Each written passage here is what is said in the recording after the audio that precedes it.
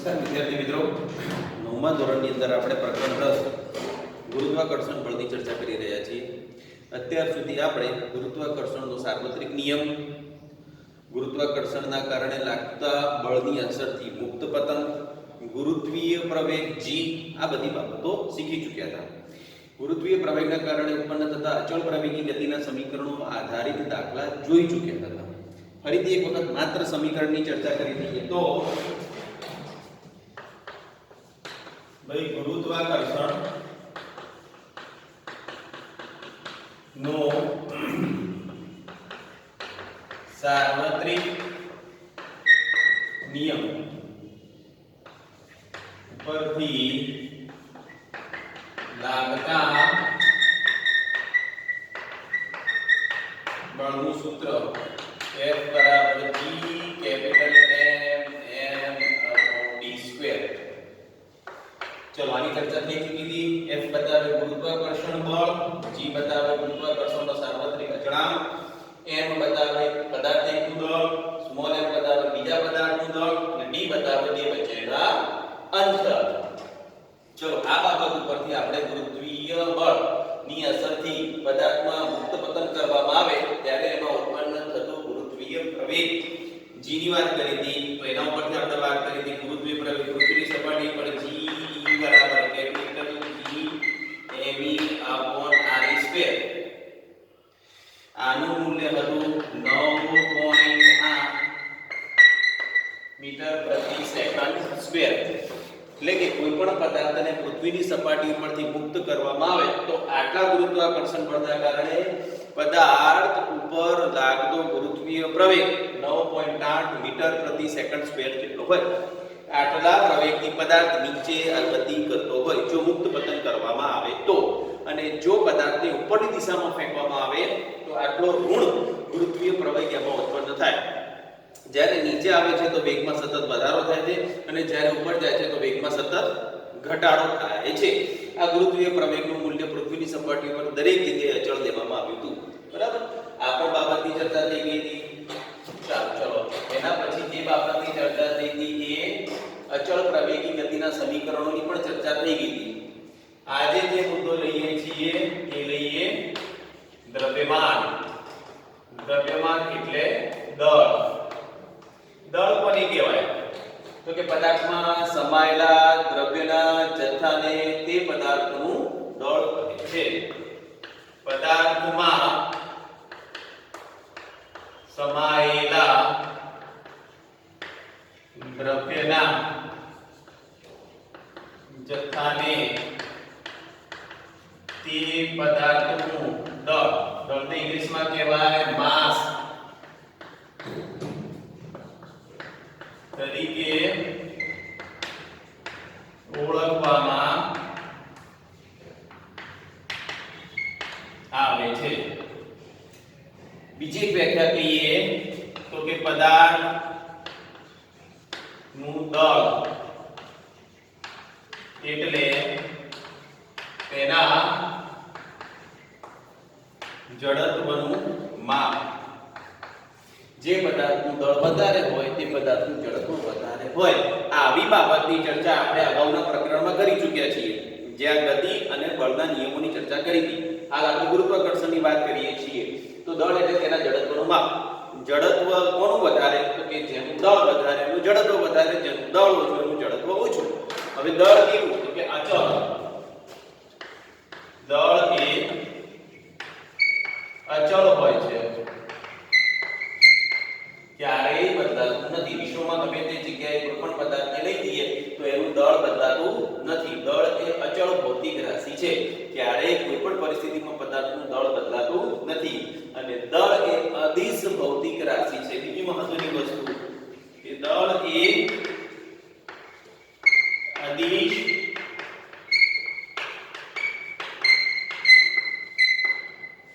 અદિશ ભૌતિક રાશિ છે. એને દિશા સાથે કોઈ લેવા દેવા છે નહીં. વિશ્વમાં દરેક જગ્યાએ અચળ હોય છે. તો એક આ માહિતીની જરૂર હતી. હવે આપણે જે ચર્ચા કરી રહ્યા છીએ પદાર્થનું વજન. નવી બાબતની ચર્ચા કરીએ કે પદાર્થનું વજન કોને કહેવાય? વજન એટલે વજન બળ તરીકે લખવામાં આવે છે. બરાબર લખીએ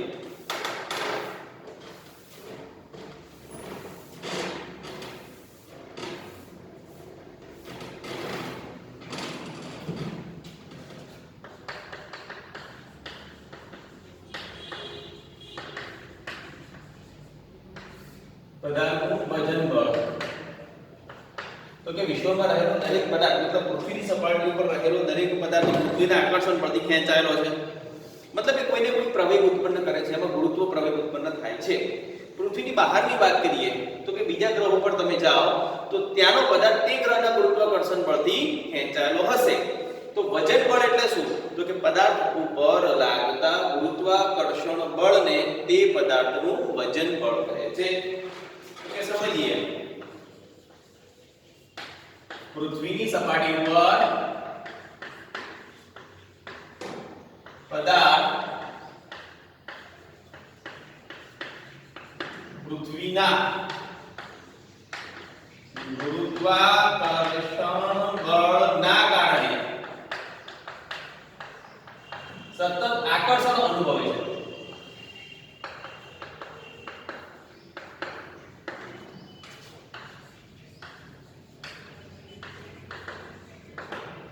અને આ આકર્ષણ બળના કારણે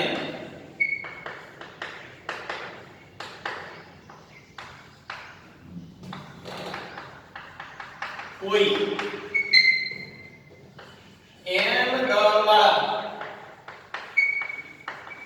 પદાર્થ ઉપર ઉત્પન્ન થતો ગુરુત્વ પ્રવેગ કેટલો હોય દબાવતો ગુરુત્વ પ્રવેગ g હોય તો લાગતું બળ કેટલું છે F બરાબર mg એના પર લાગતું બળ કેટલું હશે F બરાબર mg તો લખી શકાય તો કે આ પદાર્થ પર લાગતું બળ કેટલું હશે F બરાબર mg અને આ બળ એટલે તો વજન બળ તો લખી શકાય પદાર્થ ઉપર લાગતું આ બળ એટલે તેનું વજન બળ એટલે વજન બળને કેવી રીતે દર્શાવાશે W વડે તો પછી આ સમીકરણ 1 ને વજન બળ તરીકે લખીએ તો લખી શકાય કે ભાઈ સમીકરણ નંબર 1 ને વજન બળ તરીકે નોંધીએ તો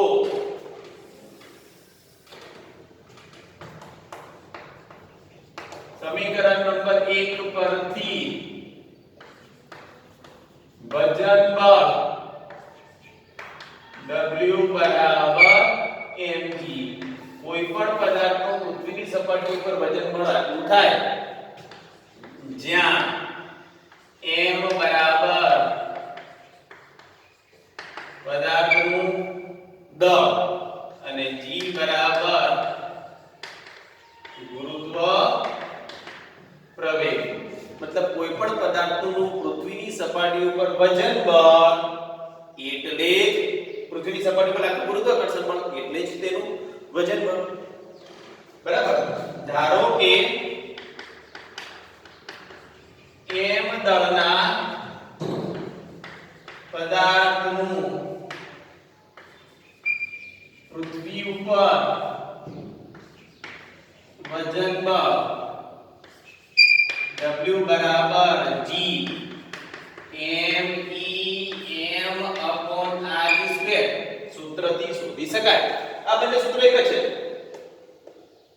આ બંને સૂત્ર એક જ છે જેમ કે તમે g ની કિંમત જ્યારે મૂકશો તો g બરાબર શું લખે g m e upon r square g ની કિંમત મૂકશો એટલે આ જ થઈ જશે બરાબર જ્યાં એ લખો તો લખી શકાય કે g બરાબર g m e upon r square બરાબર કેટલા 9.8 મીટર પ્રતિ સેકન્ડ સ્ક્વેર તો g નું મૂલ્યની કિંમત અહીં મૂકું છું તો આ વજન બળનું સૂત્ર થઈ જશે તો કે જ્યાં m બરાબર પૃથ્વીનું દળ m બરાબર પદાર્થનું દળ r બરાબર પૃથ્વીની ત્રિજ્યા તો આ સૂત્રની અંદરથી પદાર્થનું વજન બળ તમે પૃથ્વી પૃથ્વીની સપાટી ઉપર શોધી શકો છો. બદલાય છે શું આમાં? તો કે g અચળ છે, me અચળ છે, એમ બતાય છે. ખાલી જે પદાર્થનું તમારે વજન બળ શોધવું હોય એનું દળ અહીં મૂકી દેવામાં આવે. ત્રિજ્યા બદલાતી નથી, g બદલાતું નથી, me બદલાતા નથી, તો જેનું વજન બળ શોધવું છે એ પદાર્થનું દળ મૂકી દો તો તમને વજન બળ મળી જાય છે. બરાબર? તો આપણને પ્રશ્ન થાય કે પૃથ્વીની સપાટી ઉપર વજન બળ તો આ સૂત્રથી મળે છે, તો ચંદ્રની સપાટી ઉપર વજન બળ કઈ રીતે મળી શકાય? તો લખી શકીએ કે ભાઈ ચંદ્રની સપાટી ઉપર વજન બળ અને પૃથ્વીની સપાટી ઉપર વજન બળ જોઈએ કેટલું થાય. બરાબર?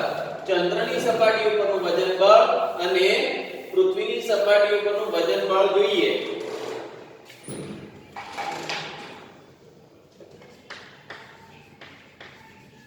ચંદ્ર ઉપર m દળવાળા પદાર્થનું વજન બળ તો Wm બરાબર g m upon r m square, જ્યાં g બરાબર ગુરુત્વાકર્ષણ નો સાર્વત્રિક અચળાંક, m બરાબર ચંદ્રનું દળ, m બરાબર ચંદ્રનું દળ. ચંદ્રનું દળ કેટલું છે? ચંદ્રનું દળ 7.36 × 1022 કિલોગ્રામ છે. 7.36 × 1022 કિલોગ્રામ. ચલો ચંદ્રની ત્રિજ્યા rm બરાબર ચંદ્રની ત્રિજ્યા કેટલી છે? તો 1.74 × 10⁶ કિલો 1.74 × 10⁶ મીટર. સાથે સાથે પૃથ્વી પર પણ લખી નાખીએ કે ભાઈ પૃથ્વીની, પછી બંનેનો કમ્પેરીઝન કરીએ. પૃથ્વીની સપાટી ઉપર Wi બરાબર gmem upon re square, g બરાબર તો એ છે ગુરુત્વાકર્ષણનો અચળાંક. ચલો me શું બતાવે? પૃથ્વીનું દળ 5.78 × 10⁻²4 કિલોગ્રામ. 78 કે 98 એક્ઝેક્ટ લખીએ તો 98 5.98 × 10⁻²4 કિલોગ્રામ. re બરાબર પૃથ્વીની ત્રિજ્યા, re બરાબર 6.37 × 10⁶ મીટર. 6.37 × 10⁶ મીટર. બરાબર? આ બધી કિંમતો મૂકવામાં આવે અને બંનેનો ગુણોત્તર જોવામાં આવે તો લખી શકાય કે આ બધી કિંમતો મૂકી દઈએ. આ બધી જ કિંમતો મૂકી દઈએ. ભાઈ આને સમીકરણ 1 આપી દો, આને સમીકરણ 2 આપી દો, બધી કિંમતો મૂકી દો. સમીકરણ 1 અને 2 પરથી બધી જ કિંમતો મૂકી દઈએ તો Wm/Wp મતલબ ચંદ્રનું વજન બળ અને પૃથ્વીના વજન બળનો ગુણોત્તર કરવામાં આવે તો લખી શકાય 2.431 × 10⁻10 અને ચંદ્ર અને પૃથ્વીના ગુણોત્તર કરવામાં આવે તો 1.474 × 10⁻11 તો Wm/We બરાબર 0.165 લગભગ 1/6 કહેવાય. તો Wm/We બરાબર 1/6 માટે Wm બરાબર We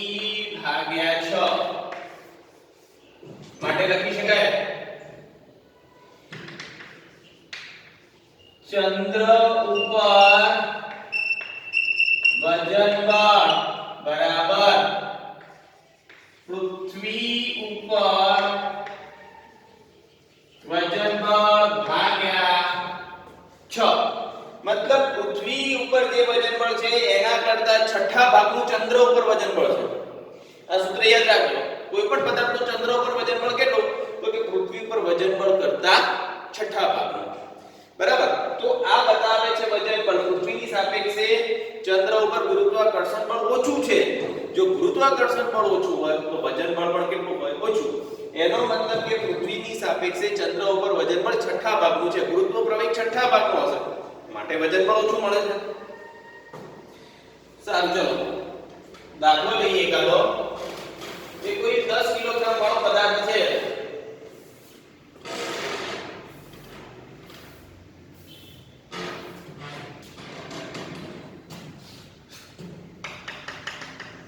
एग्जांपल लिए 10 किलोग्राम वाला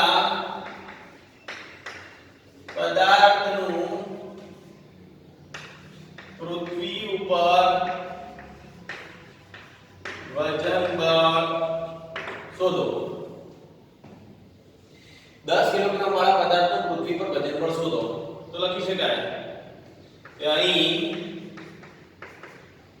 m બરાબર 10 किलोग्राम g बराबर 9.8 मीटर प्रति सेकंड स्क्वायर वजन बल w बराबर mg 10 गुणिया 9.8 10 गुणिया 98 भाग्या 10 આને આવતા રહેશે તો w બરાબર 98 ન્યૂટન.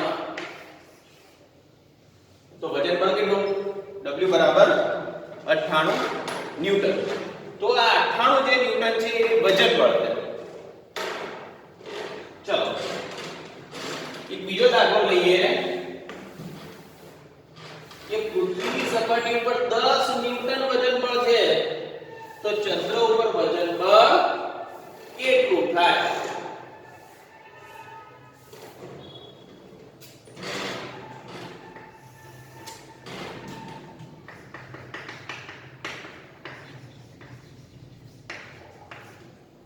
પૃથ્વીની સપાટી ઉપર કોઈ પદાર્થનું વજન 10 ન્યૂટન છે તો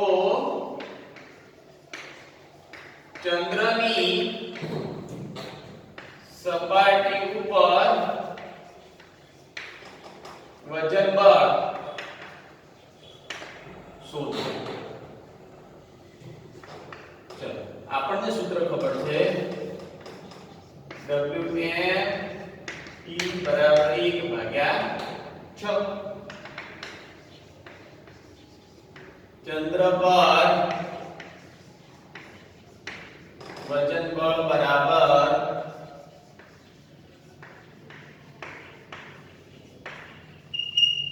પૃથ્વી પર વજન બળ ભાગ્યા 6. ચલો પૃથ્વી પર વજન બળ કેટલું છે? પૃથ્વીની સપાટી પર કોઈ પદાર્થનું વજન બળ કેટલું છે? 10 ન્યૂટન.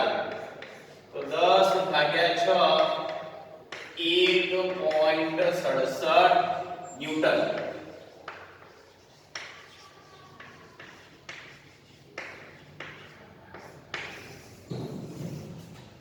તો આ રીતે શોધી શકાય છે. અને જો ચંદ્ર ઉપર 10 આપ્યું હોય તો પૃથ્વી ઉપર 60 થઈ જાય. એ પણ લઈ લઈએ. ચંદ્ર ઉપર 10 ન્યૂટન વજન હોય તો પૃથ્વી ઉપર શોધો. તો લખી શકાય કે Wm/Wi બરાબર 1 ભાગ્યા 6. તો Wm ગુણ્યા 6 બરાબર Wi. આ કેટલા આપેલા છે? 10. 10 ગુણ્યા 6 બરાબર Wi. તો પૃથ્વી પર વજન બળ 60 ન્યૂટન. ન્યૂટન હોય તો પૃથ્વી પર 60 ન્યૂટન થઈ જાય. જો પૃથ્વી પર 10 હોય તો ચંદ્ર ઉપર આટલું થઈ જાય. ટૂંકમાં પૃથ્વી ઉપર જેટલું વજન બળ છે એના કરતા છઠ્ઠા ભાગનું ચંદ્ર ઉપર છે. ચંદ્ર ઉપર જેટલું વજન બળ છે એના કરતા 6 ગણું પૃથ્વી ઉપર વજન બળ છે. બરાબર? તો મિત્રો આટલા ટોપિક આ વખતના આપણા સિલેબસમાં હતા. આના પછીના પુસ્તકની અંદર જે ટોપિકો છે એ આ વર્ષ પૂરતા લેવાના નથી. ધક્કો છે, દબાણ છે, આર્કિમિડીઝ નો સિદ્ધાંત છે એ પુસ્તકમાં આપેલા છે, પરંતુ નવા અભ્યાસક્રમની અંદર આપણે આટલા ટોપિક ચેપ્ટરના આટલા ટોપિકનો જ અભ્યાસ કરવાનો છે. આગળના ટોપિકના પરીક્ષામાં પૂછાવાના નથી. તો તમે આટલા ટોપિકનો અભ્યાસ કરજો, નોંધી રાખજો. બરાબર? બાકીના ટોપિક આ વર્ષ પૂરતા લેવાના નથી. બરાબર? આ લખી રાખજો.